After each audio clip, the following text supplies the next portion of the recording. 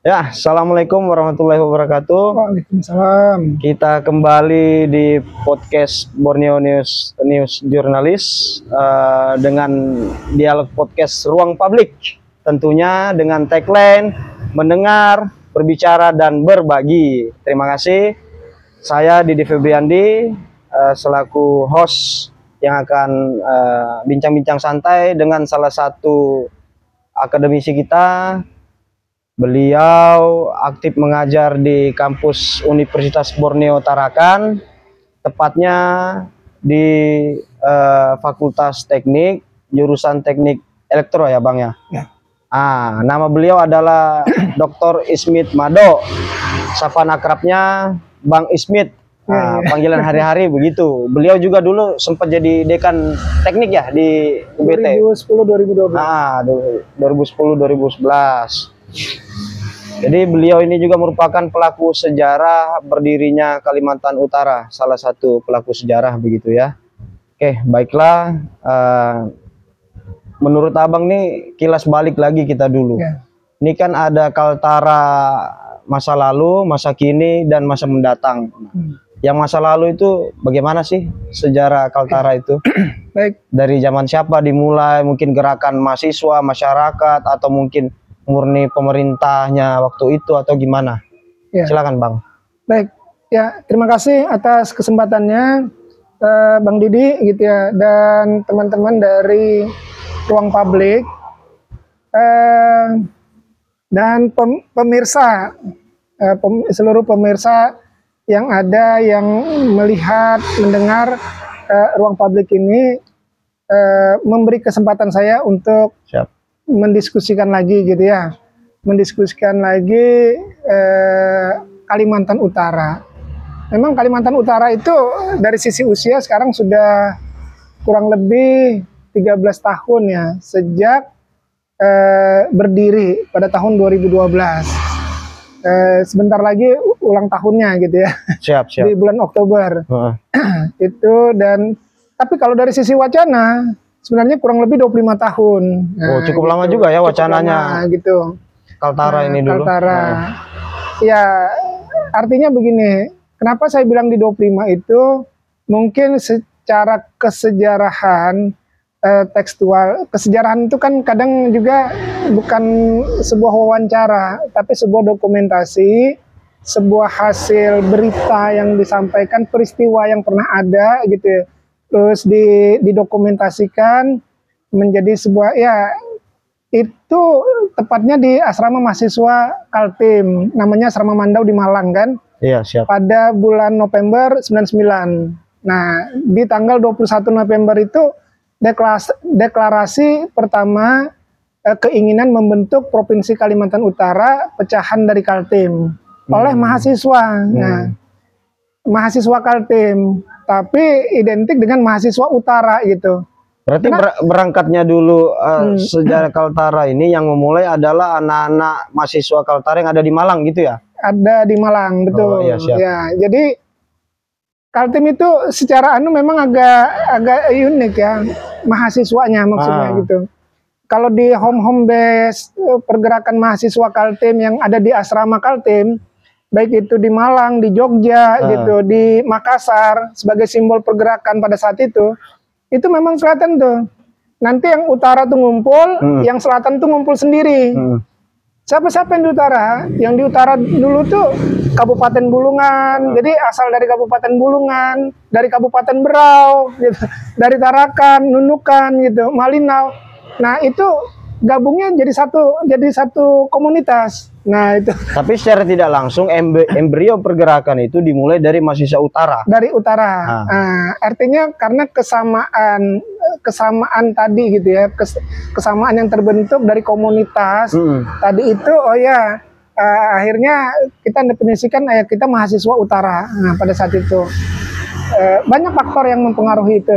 Jadi nanti dengan 3 alasan logis dari mahasiswa. Tapi poinnya gini, kenapa dibilang kurang lebih 25 tahun ya, sejak 99 sampai 2005 sekarang ini, Ya karena peristiwa itu tercatat, terdokumentasi pada saat itu. Sampai sekarang masih ada dokumentasinya? Masih ya dalam bentuk buku nanti. Oh. Malah sudah, itu kan clipping koran tuh, Bang Didi. Dalam bentuk clipping koran, terus sekarang sudah di apa namanya tuh dirubah dalam bentuk buku. Jadi sebuah sejarah ide gagasan Kaltara itu dalam bentuk buku. Nah, mungkin teman-teman kan sudah tahu tuh ya, Kaltara ide yang lahir dari mahasiswa utara. Nah, itu buku bagaimana wacana Kaltara itu dimulai mahasiswa utara di Malang, dilanjutkan di Jogja, di Makassar, di Semarang gitu. Sampai mahasiswa BEM seutara pada saat itu. Nah, kita adakan pertemuan di Tanjung Selor. Nah, itu yang menjadi dasar. Nah, itu yang terdokumentasi dalam konteks kesejarahan. Tapi kalau berbicara secara lisan, wacana ada, itu tahun 70 sudah ada tuh. Nah, malah ada dari tahun 70. 70, menarik juga ini, Bang. Ya, 70 itu salah satu mahasiswa yang dulu pernah menjabat sebagai wakil wali kota Tarakan pada periode 99-2004, namanya Pak Yusuf Abdullah. Nah, beliau tuh pernah kuliah di Samarinda, gitu. Dia pernah juga mewacanakan itu. Nah, itu satu. Terus dari orang tua, salah satu mantan anggota DPRD provinsi, dari orang tuanya Bang Amir J. Saroyan. Nah, Amir itu, J. Saroyan. Ya, itu birokrat itu. Birokrat pernah juga mewacanakan ceritanya tuh. Kaltim ini bagusnya dibagi dua, orang tuanya nih dulu waktu jadi pejabat birokrat di Kaltim. Ya. Di Samarinda. Nah, wacana itu pernah ada gitu. Tapi kalau ditarik lagi garis ke atas gitu, oh ternyata Soekarno juga punya ide gagasan Kalimantan Utara. Cuman idenya bukan Kaltara yang sekarang gitu, tapi termasuk Kinabalu, Sabah, Sarawak. Jadi memang Kaltara ini secara empiris sedikit unik begitu, Bang, ya. Sedikit unik. Artinya rentetan sejarahnya ini cukup panjang. Ada lagi. Kalau masuk ya, ditarik di breakdown lagi ke belakang, mundur lagi ke belakang. Di era penjajahan Hindia Belanda, itu ada dua, Abdeling namanya, dibawa ke Karesidenan pemerintahan di Samarinda, Belanda nih. Nah, dia yang utara, Abdeling Utara itu berkedudukan di Tarakan, kantornya. Nah, terus nanti di era Jepang itu dalam bentuk Susokan namanya itu, Susokan kalau nggak salah itu ya, pakai itu. Jadi pemerintahan di utara itu di Tarakan juga. Cara administrasi pemerintahannya ya. Dia membawahi Apokayan, Kalimantan itu Berau, kayak gitu ceritanya dulu tuh. Nah itu, tapi kalau ditarik lagi garis ke belakang gitu, era keemasan Kesultanan tuh. Nah, Kaltim itu ada 4 kerajaan besar, gitu ya. Di selatan itu Kutai dan Pasir. Bukar, Pasir. Ya, itu arah ke selatan. Nanti Kabupaten Berau, Kesultanan Berau sama Kesultanan Bulungan itu ke utara tuh, bahkan sampai ke Tawau ceritanya tuh, batas wilayah. Nah, sesungguhnya disitulah uniknya Kalimantan Utara gitu. Dia sebenarnya secara alami itu memang sudah ada gitu. Dari tata kelola pemerintahannya, dari era kesejarahannya gitu, dari ide gagasannya apa segala itu. Memang Kaltim itu Kaltara itu secara identik dia sudah ada gitu identitasnya tuh. Cuman, tapi gini Bang, tadi itu kan panjang lebar ada 3 faktor yang mendasari anak-anak mahasiswa inisiasi dari mahasiswa utara yang ada di Malang. Mungkin bisa dipaparkan Bang dari 3 faktor ini apa saja? Mungkin ada menyangkut tadi mungkin dari inisiator dari Bung Karno, kemudian dari Hindia Belanda, Jepang, atau apa Bang dari 3 faktor tadi nih yang melandasi? Nah, jadi itu kan gini, itu dari sisi historis kesejarahannya gitu ya. Artinya gagasan wacana dan sudah menjadi bagian dari kehidupan, itu sebenarnya sisi historis. Itu sisi historis. Nah, kalau kami mahasiswa dulu itu mendefinisikan 3 alasan. 3 alasan ini. 3 alasan mendasar itu, pertama karena luas wilayah. Luas wilayah. Nah, Kaltim itu 1,5 kali Pulau Jawa plus Madura. Nah, itu yang perlu dicatat dulu tuh ya. Nah, terus kedua letak geografis, gitu. Letak geografis itu bagaimana seorang gubernur mengurus wilayah 1,5 kali Pulau Jawa plus Madura tadi gitu.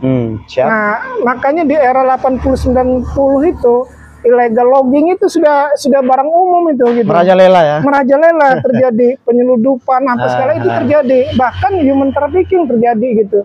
Karena kontrolnya lembaga-lembaga yang vertikal misalkan kayak gitu ya. Seperti seperti ini PLBN apa segala itu kan sumber dayanya kan sedikit itu. Itu satu gitu. Nah, di pemerintah provinsi sendiri gitu, kekuatannya gimana sih? Harus mengatur itu dari Samarinda sampai ke ujung utara di Kabupaten Nunukan, Sebatik apa segala. Itu belum lagi di perbatasannya, di Krayan apa segala. Nah, itu nggak logis. Nah, satu luas wilayah, letak geografis tadi gitu ya. Nah, letak geografis ini penting gitu. Artinya dengan memperpendek rentang birokrasi itu meningkatkan pengawasan dan kontrol terhadap tata kelola sosial masyarakat yang ada dari sisi geografis. Nah, itu yang menjadi dasar. Nah, ketiga, sumber daya manusia. Apa ya? Oke. Sumber daya manusia pada saat alasan yang disampaikan pada deklarasi pada saat itu. Pada tahun 95, ini ilustrasi aja dulu gitu ya. Pada tahun 95 itu Gubernur Kaltim Pak Ardan itu datang ke Malang untuk membuka acara.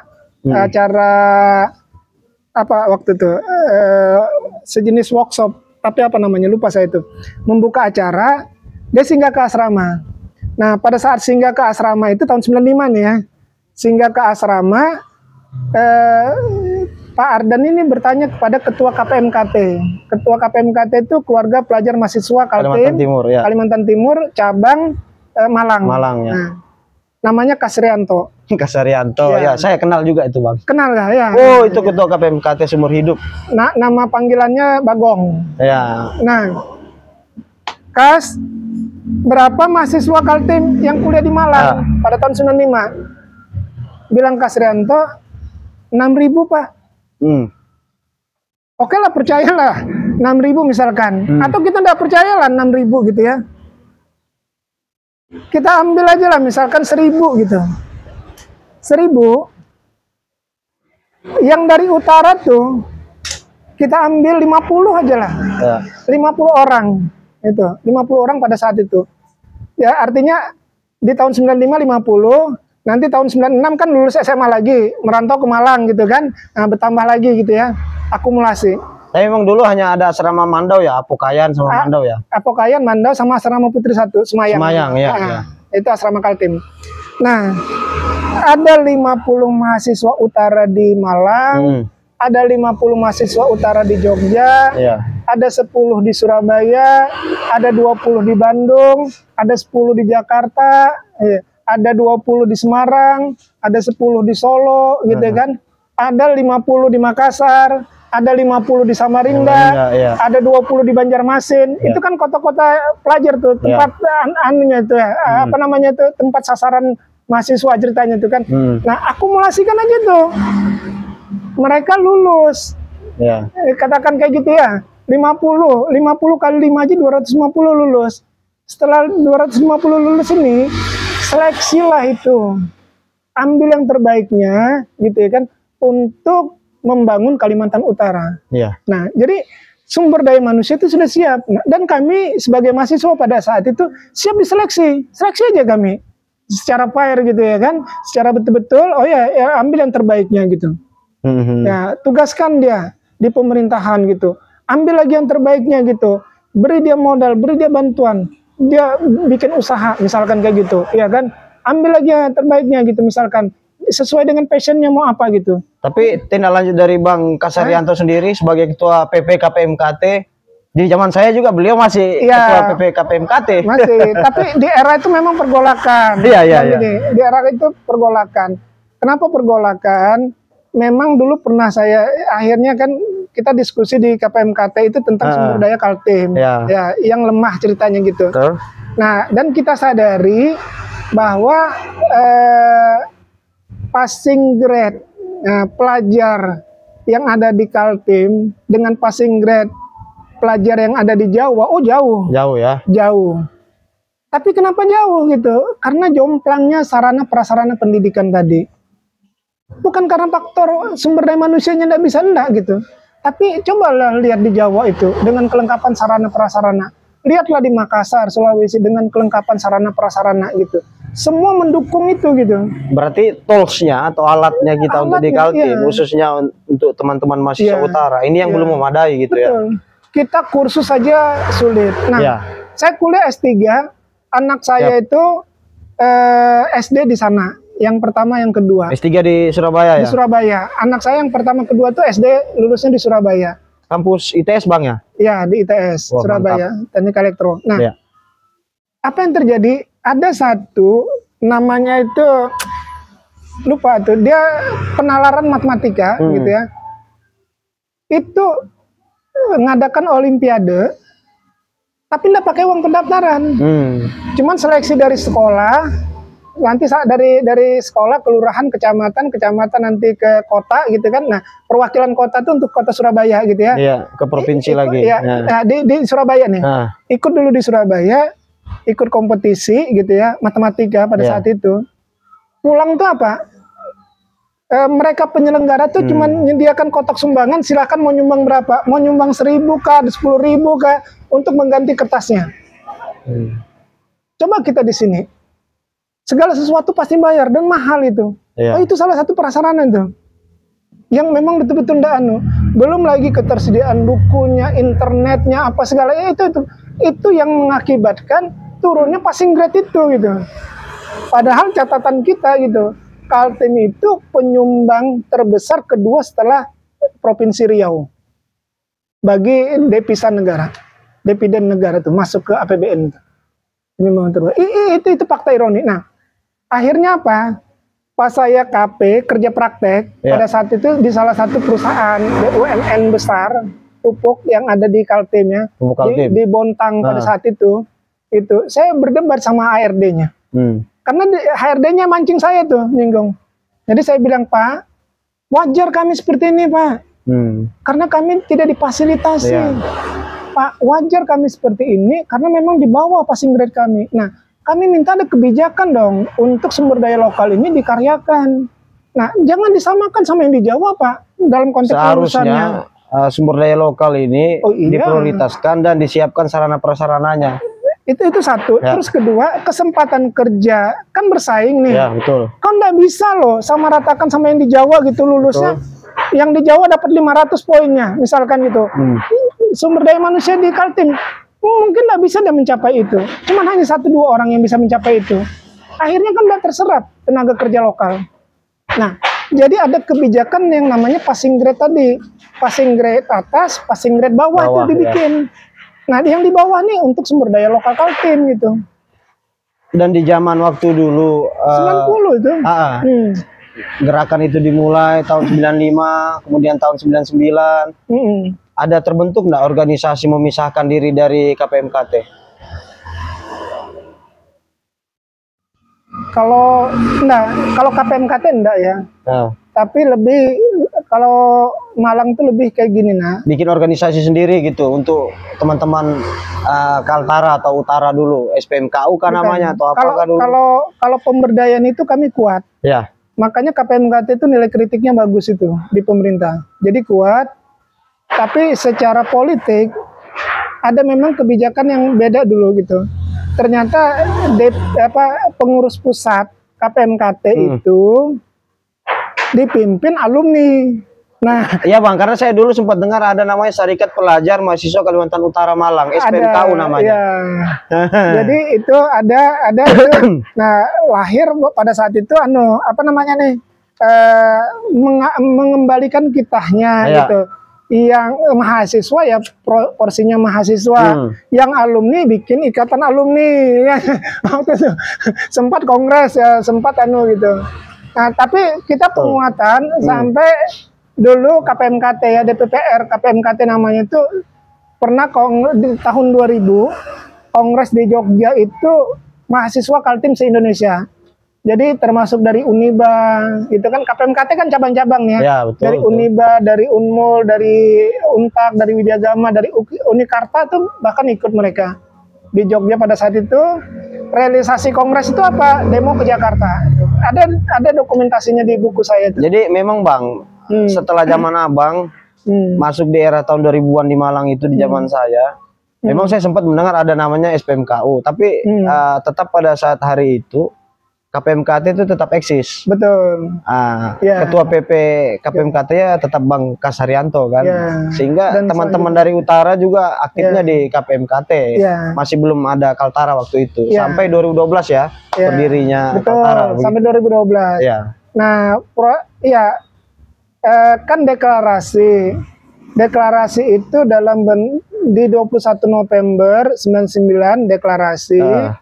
Itu deklarasinya itu namanya komunike, pernyataan sikap itu. Komunike pelajar mahasiswa untuk Kalimantan Timur bagian utara. Isinya 3 alasan itu, dengan 3 alasan itu ingin memisahkan diri membentuk Provinsi Kalimantan Utara. Wilayahnya apa aja? Kabupaten Berau, Bulungan, Malinau. Malinau sama Nunukan masih definitif. Itu kan belum pejabat pelaksana masih pelaksana tugas kan, belum ada belum ada bupati definitif. Nah, sama Tarakan. Jadi dulu tuh 4 kabupaten 1 kota termasuk Berau. Nah, di tanggal 21 November lahirnya komunike. Nah, komunike itu kan hanya sebatas pernyataan sikap. Nah, makanya di tanggal 28 November seminggu kemudian lahir SPMKU. Solidaritas Pelajar Mahasiswa Kalimantan Utara. Solidaritas. Nah, wadah inilah yang digunakan untuk mengawal wacana Kaltara itu sehingga turun ke masyarakat dan menjadi wadah perjuangan mendirikan Provinsi Kalimantan Utara. Berarti bukan saingan KPMKT ya? Bukan saingan. Tapi yang menarik itu sebenarnya Bang Didi kan, kami itu ada di KPMKT sendiri tuh lahir forum. Nah, forum percepatan otonomi daerah itu. Jadi orang tua mahasiswanya SPMKU dia juga di forum ini gitu. Jadi ya itu aja lah ibaratnya waktu itu terjadi itu. Jadi penting untuk percepatan otonomi karena diundur 1 Januari 99 itu disahkan Undang-Undang Otonomi Daerah, ternyata itu tidak dijalankan. Nah, cuma gini Bang, ada yang menarik, kita kembali lagi di kelas balik ini. Artinya ada pentolan-pentolan atau aktor intelektual mahasiswanya dulu Bang. Mungkin bisa disebutkan dari Samarinda, dari mana, dari Malang siapa saja, dari Jogja, Surabaya. Kita pengen tahu juga dari Makassar. Siapa-siapa aja tuh Bang? Kalau dari Malang itu ya sudah pasti ya, karena berapa kali kan kita tuan rumah tuh ya. Jadi ada kalau ketua KPMKT-nya itu di era kami itu nanti tahun 2000 ke bawah itu ketua KPMKT-nya itu sudah dari utara tuh. Nah, yang pertama itu Sabri Syukur. Sabri Syukur itu Nunukan, asal Nunukan. Nah, sekarang pegawai negeri. Siap. Di Kabupaten Nunukan. Bang Sabri itu. Nah, itu dia 1 periode, terus dilanjutkan Yudi Hamdani. Yudi Hamdani ini ditarakan. Nah, itu ketua KPMKT. Nah, itu. Nah, terus ada Harian Sabudiman itu bagian dari Forum Percepatan Otonomi Daerah, pemberlakuannya itu ya. Nah, tapi juga sekretaris di SPMKU. Nah, gitu. Ada nanti Abdul Majid dari Nunukan. Ada Julkarnain dari Bunyu gitu. Ini tokoh-tokohnya nih, ada Oscar Rudiansa gitu ya. Ada Mutik. Nah, ini yang dari Malang. Itu kan dari Malang. Nah, kalau dari Jogja itu ada Catur Hendratmo. Itu ketua DPPR KPMKT. Ada Ahmad Mubarak, itu ketua SPMKU Jogja gitu. Ada Erwin sekretarisnya. Ada lagi pentolannya nih, mungkin teman-teman tahu sekarang nih, namanya Sabirin Sanyong. Bang Birin ya. Itu Sabirin Sanyong itu salah satu pentolan di era tahun 90-an itu. Mahasiswa utara yang ada di kuliah di Jogja. Nah, gitu ya. Siap. Nah, terus di Semarang itu ada namanya Gatot Subagio. Dulu PNS di Tarakan, Pemkot Tarakan, sekarang pindah ke Jawa Barat tuh, di Jawa Barat tuh. Nah, itu ada. Terus dari Makassar itu ada namanya Mahmud, Bang Mahmud itu senior. Nah, terus nanti Samarinda yang ikut terlibat sama kami itu Roy apa tuh? Sekarang dosen di Untak di Fakultas Hukum. Bang Nah, Roy. terus ada teman yang diajak wacana Kaltara pada saat itu. Nah, kami kan sosialisasi nih kan. Dari Malang sudah mahasiswa sudah oke, mahasiswa Jogja Makassar Untuk menyatukan frame tadi nih ya. Ya, turun untuk sosialisasi nih. Jadi ke Surabaya naik ferry sampai di Banjar.